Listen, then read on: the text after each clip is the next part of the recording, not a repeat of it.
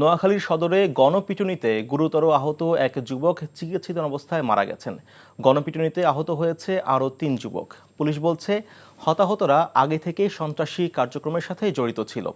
গতরাতে নোয়াখালী জেনারেল হাসপাতালে চিকিৎসাধীন অবস্থায় মারা যান আব্দুস শহীদ নামে ওই যুবক। পুলিশ ও এলাকাবাসী জানান, একই দিন দুপুরে সদর উপজেলার সূর্যনারায়ণ বহর এলাকায় একটি বাড়ি ঘেরাও করে ছাত্র জনতা।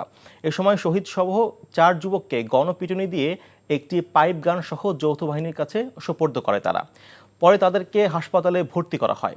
শহীদের বিরুদ্ধে চাঁদাবাজি, অস্ত্র মামলা সহ বিভিন্ন থানায় ৮টি মামলা রয়েছে বলে জানিয়েছে পুলিশ। এখন আমার খুব ক্ষুধা লাগছে, আমি খাবো। কি কি রান্না করছো? আসো দেখো।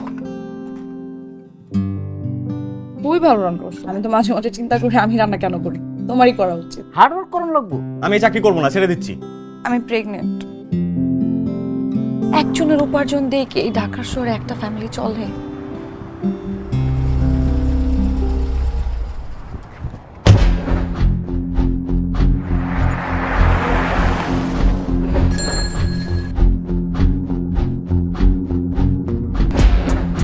মাহির, তুমি এখানে? পরিচয় করে দিই, উনি আমার বস। অনেক ভালো করে চিনি। ওর পেটে যে বাচ্চা বড় হচ্ছে ও তোমার না। ওর বেঁচে থাকার কোনো অধিকার নেই। ওকে খুন করো।